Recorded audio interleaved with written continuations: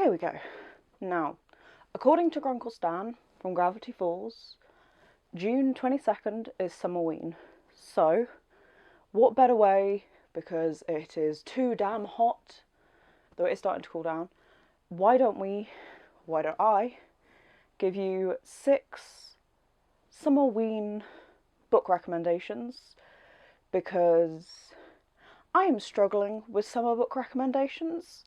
That is going to be the next bookish video, and if you guys have anything else that you would like to see, give me a comment below, because I am a spooky bitch. I don't do summer, I melt. Hence, Summerween. Okay, hi, I'm Novel and Quill on Instagram, and now on YouTube. I get to talk about books and occasionally do some sewing. So, without further ado, let's go. I have got 6 book recommendations for you. 2 are middle grade, 2 are YA, and then 2 are adult. They are not all terrifyingly scary, because as much as I am a spooky bitch, I am also a scaredy cat. So there is one true horror book that I have started. I'm going to try and read again in autumn, but I need my emotional support something to get through it.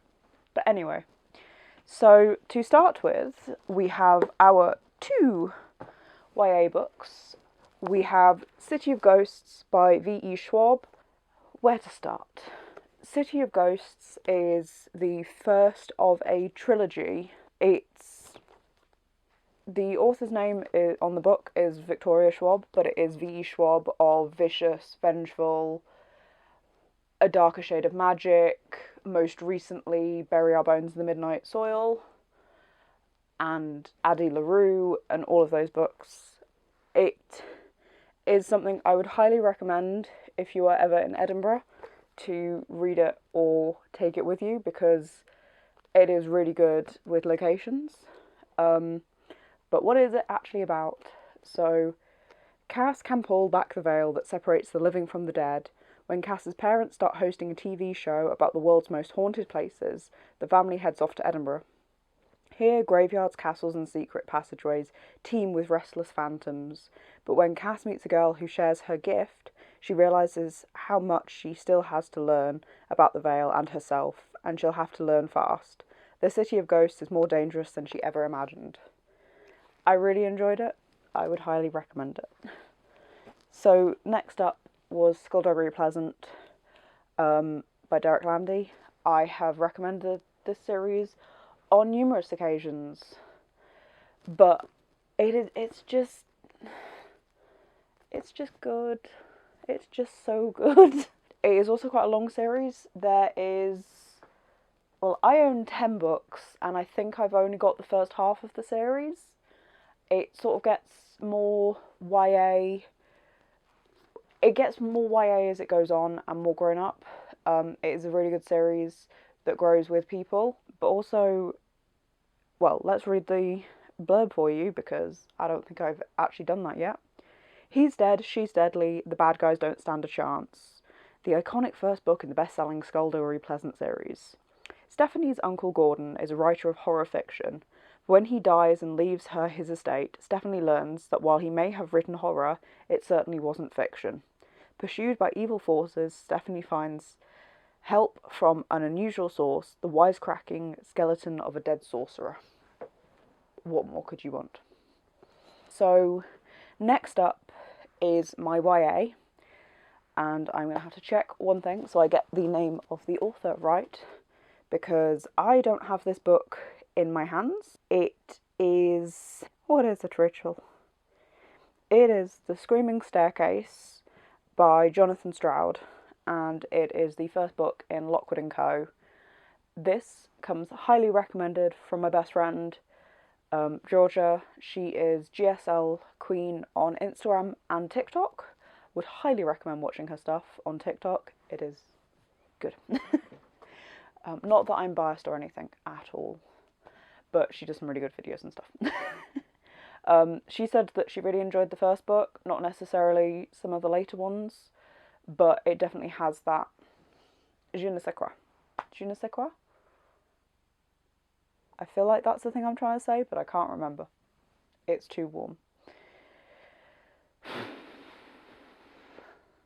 I feel like I should intermission this with some lovely rain that happened yesterday.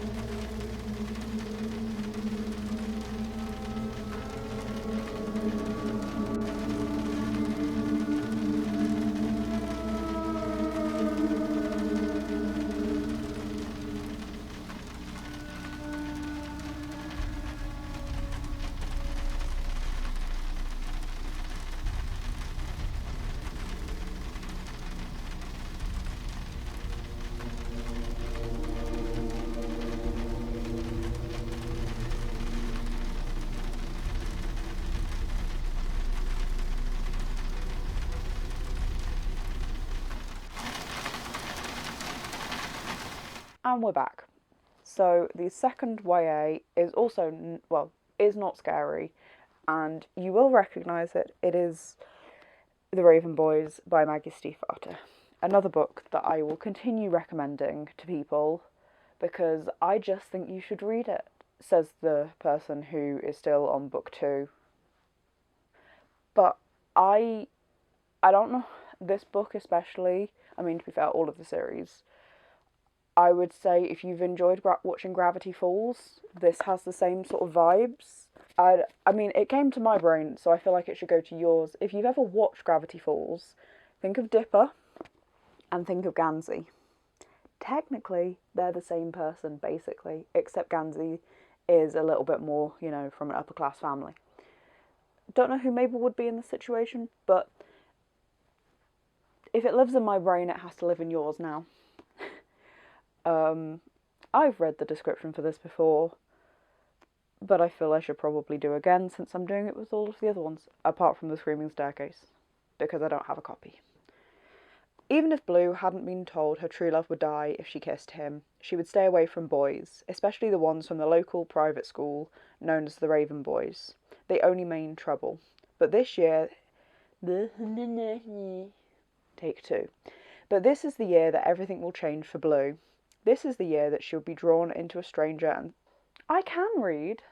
Really? This is the year that she will be drawn into a strange and sinister world of the Raven Boys, and the year Blue will discover that magic does exist. This is the year she will fall in love. If that doesn't give you Gravity Falls vibes, but just aged up a bit, like, yeah, it just feels like an aged up Gravity Falls, and I frickin' love Gravity Falls. Okay, lastly, our 2 adult books. Let's start with the scary one first, which is actually on my, as I said, my TBR. I started reading it. I enjoyed it, I just found it spooky and kind of scary. And I feel like for Summerween we should at least include one properly scary book, and that is The Twisted Ones by T. Kingfisher.